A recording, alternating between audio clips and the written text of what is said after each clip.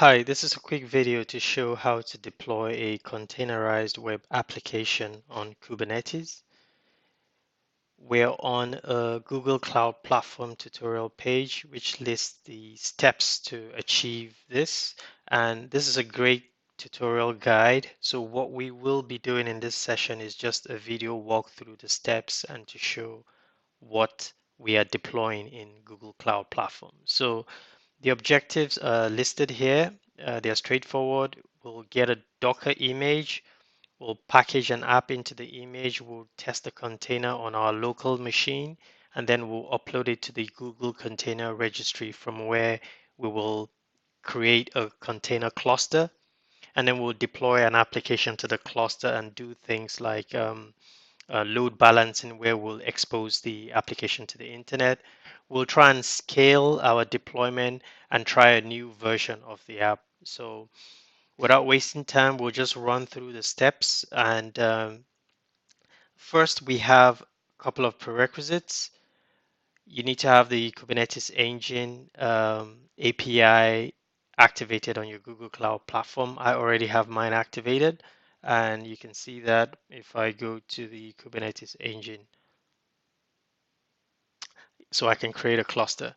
Now, there are two options for the running through this tutorial. You can go via the Google Cloud shell, or we can use the command line locally. I would prefer to use the command line. So a couple of prerequisites to using the command line.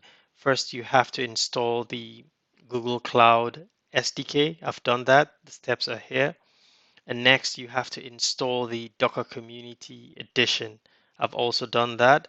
And finally, the Git source control, because we will be downloading the code from the Google repository for this tutorial. Now, um, this just indicates that you should confirm which project ID you'll be working on. My project ID is this one. And what region and zone you'll be working on. This shows US Central B, but my zone is Europe West 2A. So first things first, step one, we need to build a container image. And the container image is just simply a server, a web server written in Go language that would display hello world, and it will be available on port 80. So we can view that on our browser. So first of all, let's take a look at this. This is the Git repository where we'll get the code. So this command just downloads the code from the Git repository, and then it moves into the directory that we will be working on. So I'll just copy this. And now we're in the directory. So I'll just list what we have in the directory. We have a Docker file, the main Go, which has the application, and you have some manifest files. So the next step here is for us to export our project ID into an environment variable called project ID. Just click on that and export. So I need to verify it. We can print the environment variables and search for project ID. And you can see this is the same environment variable that I have on my cloud platform. So with that, we can go to the next step. We can build the Docker image. But before we build the Docker image, I would just like to cut on the screen what we have in our Docker file. We are pulling two images, the Golang Alpine and then just the Alpine image. And both of them will have the web server installed in them. And here, same, we're just echoing hello app to the screen. So we will now go to the next step, which is to build the Docker image. But before we do that, we can just run through this command. So we're tagging the image with this is our Google Cloud registry. This is the project ID. This is the name of the app. and this is the tag which represents the version, and we're using the Docker file in the current directory, this Docker file that contains this image. So before we run it, let's look at the Docker images we have here. I have recently installed Docker, so this is the default image that comes with it. So we can now just take this and build it.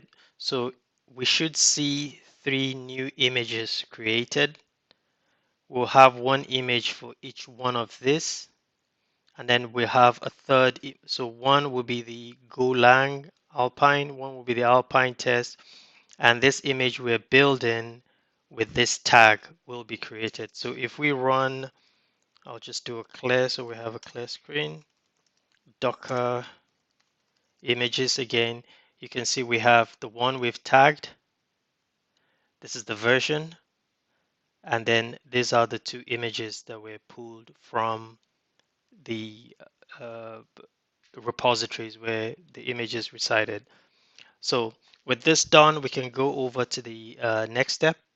So we need to upload this container image. So this gcloud docker command just simply uses the Docker command within the gcloud SDK to push the image to the Google Container Registry. So let's take a quick look at the Google Container Registry before we do that.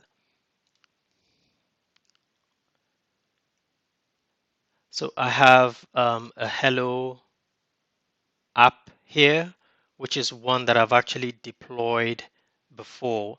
So what we can do is just delete this so we're sure we don't have anything here.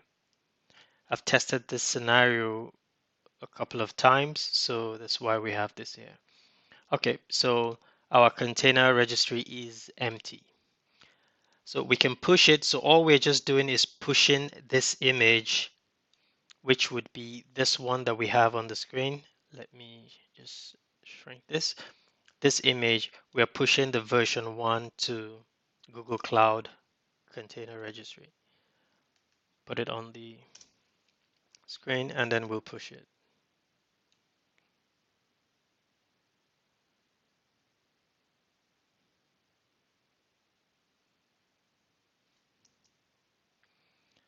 All right, so we have the digest now, and I'll just click here again, and you can see we now have the current one that I've just pushed into the Google Cloud. So once we've uploaded the image, before we run or create any cluster from the image, it is good to actually test it locally to make sure that the web server is working.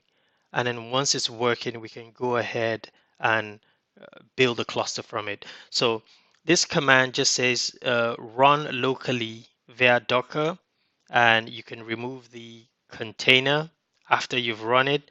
And here we have 2 ports 8080. So this simply binds port 8080 of the container to port 8080 on the local host.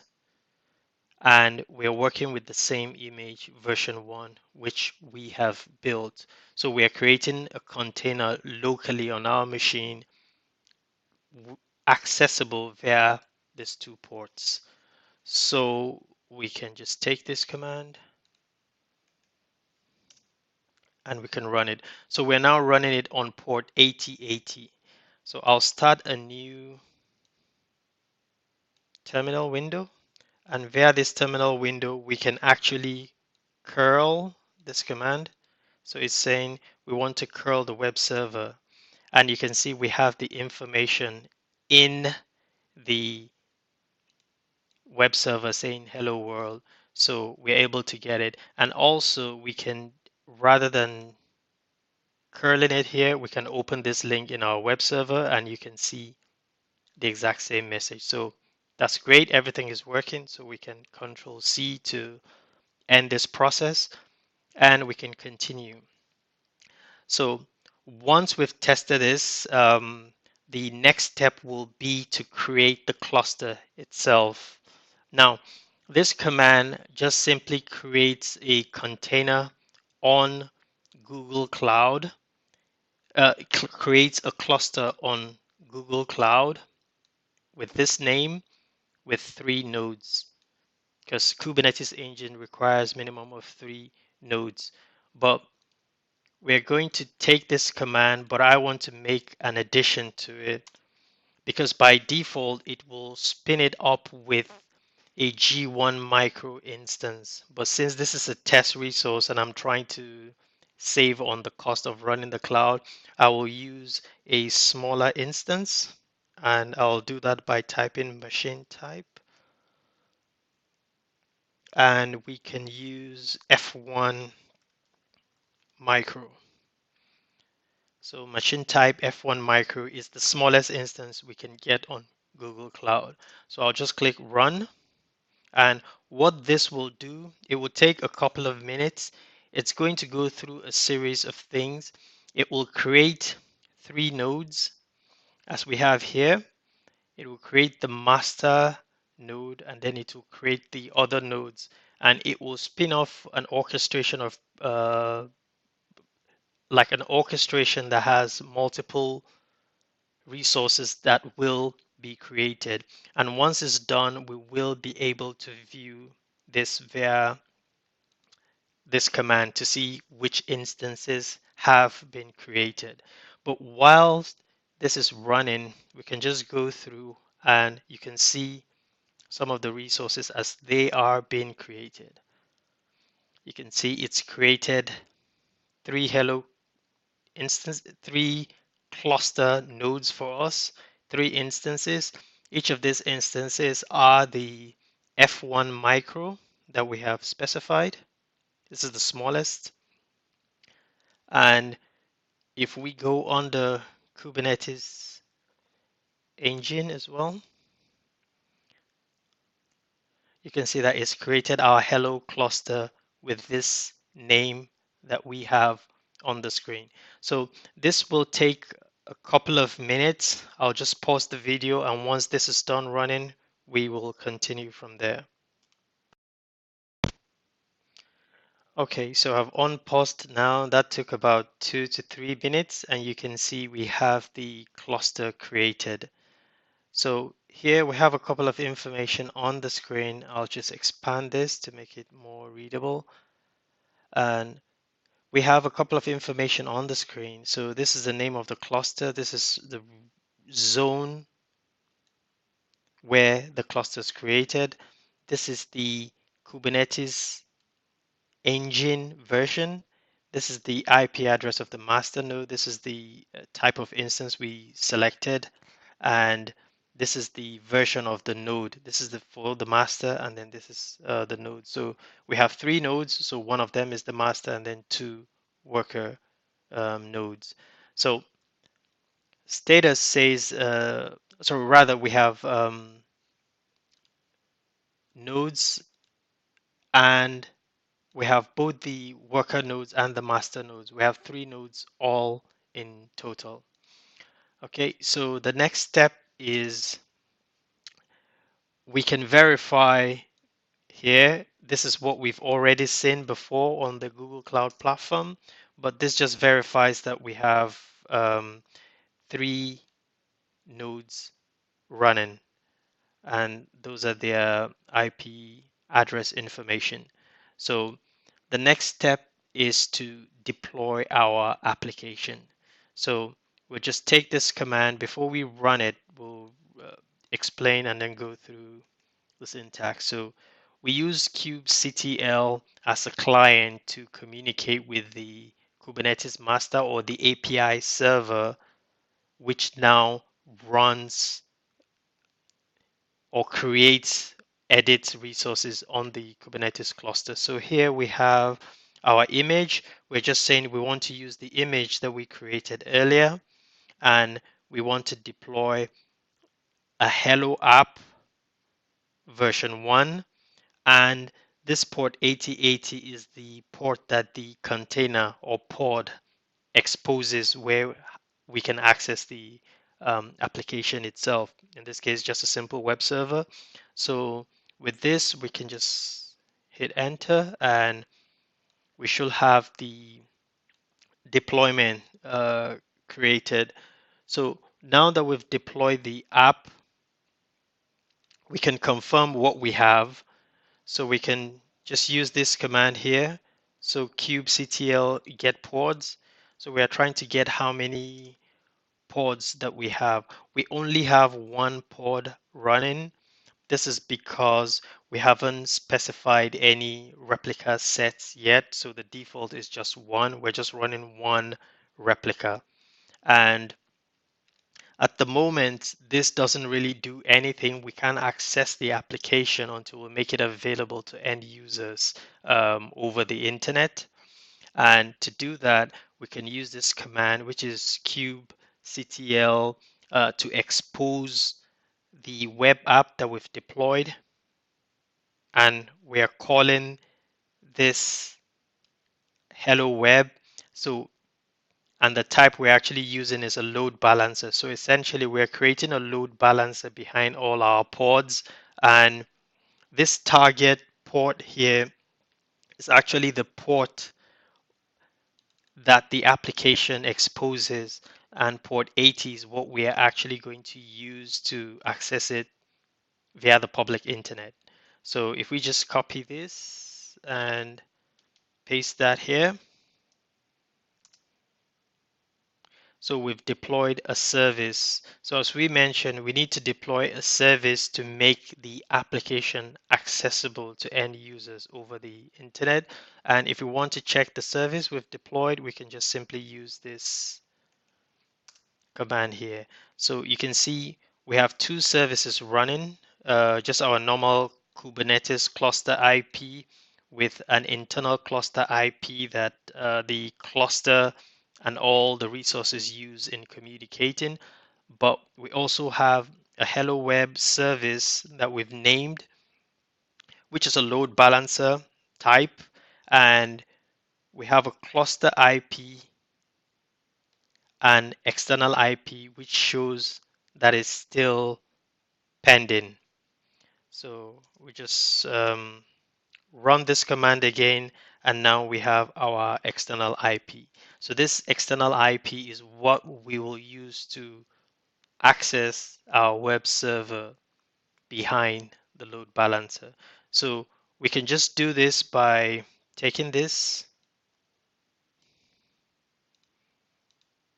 put it in the browser, and you can see we can get our Hello World application. And sorry, the hello world message, the same message we got earlier. And with that, we've been able to access this application over the internet. But as I mentioned earlier, we only have one replica set. Before we go ahead, this is a good opportunity to go through everything we have in Google Cloud to see what the deployment has created, and to also see what the service has created. So the two steps we did, first of all, we deployed, before we exposed the app using service, we deployed it using the command, I think it's, okay, we created a cluster. Okay, run hello web application. So this is the deployment that we did. So what we want to do is go through the resources to confirm everything we've done.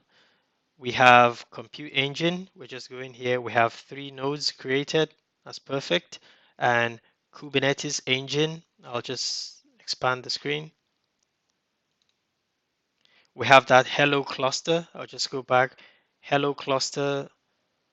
And that cluster has 3 nodes, and this is the version for the Kubernetes engine for the 2 clusters. It gives a lot of information. Our nodes are type F1 micro, and we've deployed it in this region. So we can take a look at the workloads. The workload itself is the deployment that we've done, the web server. So we've deployed a web server in the hello cluster, you can see the type here is deployment, and we have only one port because our default replica set is 1. If we click on this, we'll have more information.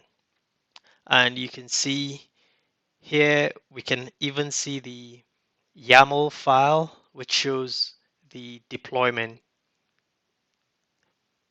And here we have replica set 1, which is exactly what we've seen before. So here the spec, we're deploying a hello web at this port, and this is how we will access it. So this is the deployment itself. For the service to access it over the internet, which is what we did here. I'll just go back. So the expose deployment, that is the discovery and load balancer. We named it Hello Web as well here. And that's what we can see here. So we've deployed a load balancer. This is the endpoint. This is how we can access the same app, the web server. And if we click here, we have extra information as well.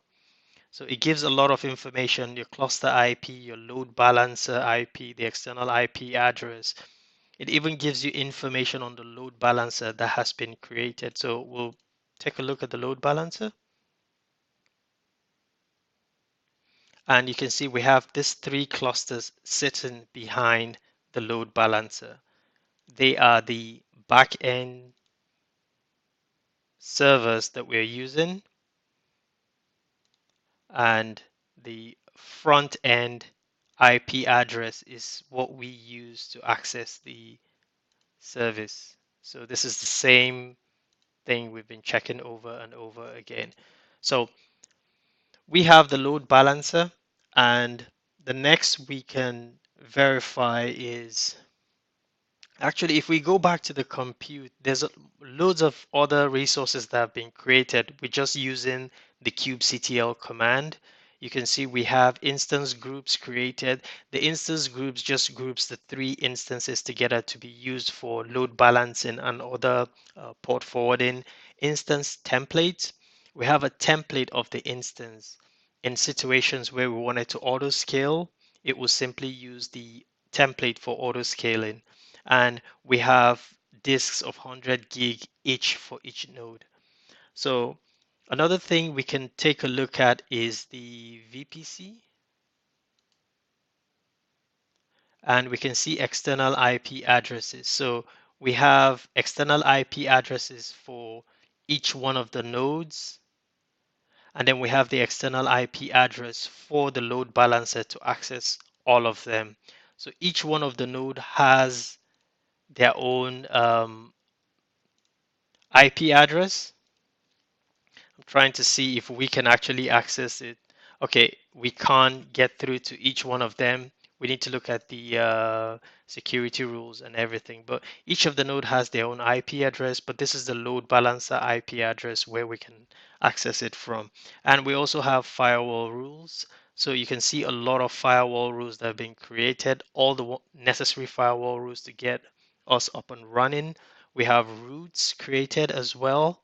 So you can see for the cluster, we've created routes to allow traffic to each one of the VMs themselves. So there is a lot of things that there are a lot of things that we've created behind the scenes, which is really powerful with the Google Cloud. With just the kubectl command, um, a lot of things are taken care of behind the scenes. If we go under network services, you can see this is where our load balancer is. So that is just showing all the resources that have been automatically created behind the scenes. So our next step, what we were planning to do was to just cancel that, was to deploy or scale the application. So what we want to do now, I'll just expand this. We want to scale our application, and we want the replica sets to be 3 from a default 1. So we can just do that. Go back here, I'll just clear the screen and 3 replica sets, and you can see our application has been scaled. If we go back here, let's go back to the Kubernetes engine, and then you can see our cluster size still says it's 3, but if we go back to the workloads, you can see we have 3 pods running now, and if we drill down into the YAML file, our replica sets is now 3. So this command has scaled our replica sets, and we can also confirm this from the command line. We can do kubectl get deployment, and it will confirm that we have 3 replica sets. And if we do that, it's still the same command. So we can also get pods, and then we can see that we have we have 3 pods running now and not just one. Initially we had only this pod running, but now we have 3 pods running. So how can we test if we're using all of the pods?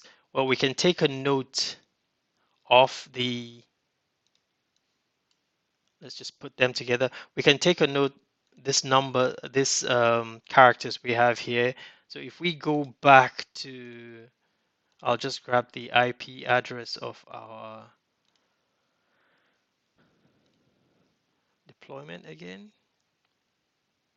I'll get that from load balancing. So we are hitting PMD-ZF. Let's try a refresh, see if it changes. Nope, it doesn't change. So I'll try a new, copy this. I'll try a new window, paste and go. And now we are hitting SMD01. I'll try and refresh. Let's try Mozilla Firefox and paste and go. And now we're using the last one. So you can see it's actually load balancing all the traffic based on the web browser sessions. So that's pretty handy to know. And the next step, after doing the replica, we can try and deploy a new version of our app. So the app that we have here just displays hello web, hello world. So we can do something. We can go back to our Docker file, or rather we can go back to the main go. Let's list the files that we have. So under this main go, if we vim into this, we can scroll down, and rather than say hello world, I'll say hello planet Earth. And with this, we can just save. So that means we have a new version of our app because we've changed it. And what we now need to do is to deploy that new version of our app. So we can just take this command, still using the version 2. Sorry, still using the same Docker image file, which is edited. We'll create a new container image and tag it version 2.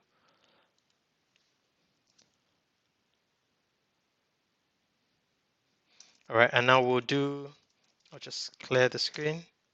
Now we'll do a Docker images. We'll just squish this so we can have, all right, looks good. All right, so we have a version 2 of our image. So we can now push this version 2 to Google Container Registry. Actually, if we go back to the container registry again and see what we have hello app, but we only have version 1. So we can take this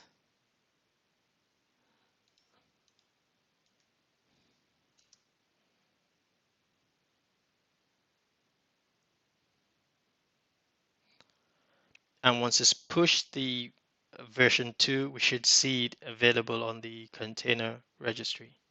So I'll just go back here, reload, and we have both version 1 and version 2. Okay, so now our cluster is running with version 1 image, but we have upgraded or revised our application and we want to use version 2. So it's just as simple as setting, again using kubectl, the image of the deployment from version 1 to version 2. So if we take that, I'll just clear the screen and run that. It says the image hello web has been updated. So once the image has been updated, we can go back to the web browser and you can see we have hello planet Earth now.